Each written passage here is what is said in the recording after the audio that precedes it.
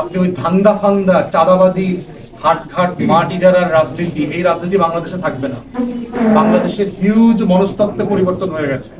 এটা যদি আপনারা 24কে দেখেও না বোঝেন যে কেন 16, 17, 18 বছর আমাদের ডাকে মানুষ নামে নাই, কিন্তু ছাত্রদের ডাকে মানুষ নামছে, জীবন দিছে, এই মনস্তত্ত্বের পরিবর্তন ধরতে না পারলে রাজনীতিতে আমরা সহ সবাই নাই হয়ে যাব।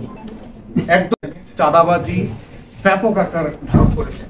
শুধুমাত্র চাঁদাবাজের ব্যানার পরিবর্তন হয়েছে এবং চাঁদাবাজের চেহারা পরিবর্তন হয়েছে। এছাড়া চাঁদাবাজির কোনো পরিবর্তন এখানে হয় না এবং চাঁদাবাজির রেটও বাড়ছে। এ নিয়ে ব্যাপক ঝামেলা হচ্ছে এখানে, বাস স্ট্যান্ড থেকে শুরু করে বাজার। এটা খুবই অপ্রত্যাশিত, কিন্তু এটাই হচ্ছে বাংলাদেশের বাস্তবতা। আমরা এই 24-এর গণ অভ্যুত্থানের পরে আশা করেছিলাম যে দায় ও দরদের যে একটা নতুন বাংলাদেশ রাজনীতি, বাংলাদেশ 2, সেটা ফিরে আসবে। রাজনৈতিক নেতা কর্মীরা লেসন নেবেন, শিখবেন অতীতের ভুল থেকে।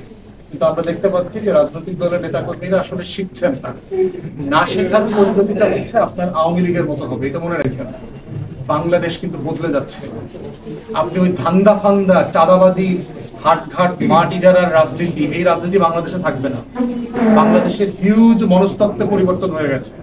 এটা যদি আপনারা 24কে দেখেও না বোঝেন যে কেন 16, 17, 18 বছর আমাদের ডাকে মানুষ নামে নাই, কিন্তু ছাত্রদের ডাকে মানুষ নামছে, জীবন দিছে, এই মনস্তত্ত্বের পরিবর্তন ধরতে না পারলে রাজনীতিতে আমরা সহ সবাই নাই হয়ে যাব। একদম বড় বড় দল নাই হয়ে যাবে, থাকবে না তারা। এটা পৃথিবীর ইতিহাস। অনেক বড় বড় দল, মুসলিম লীগ এই ভূখণ্ডে অনেক বড় দল ছিল, অনেক বড় দল, তার আওয়ামী লীগের থেকে অনেক বেশি অবদান ছিল, নাই হয়ে গেছে। অতএব সময়কে অ্যাড্রেস করতে হবে, জাতির মনস্তত্ত্ব বুঝতে হবে, তরুণদের আশা আকাঙ্ক্ষা স্বপ্নকে সম্মান দিতে শিখতে হবে। সেই জায়গাতে আমরা আহ্বান করছি যে রাজনীতিতে আপনারা নতুনত্ব, মেধা, যৌক্তিকতা ফিরায় নিয়ে আসেন। যেটা আমরা বলছি সমস্যা সমাধানের রাজনীতি। সবার আগে বাংলাদেশকে অগ্রাধিকার দিয়ে নিজেদের পলিসি তৈরি করা। আপনাদের নারদ নদী আছে এখানে, একটা নদীটা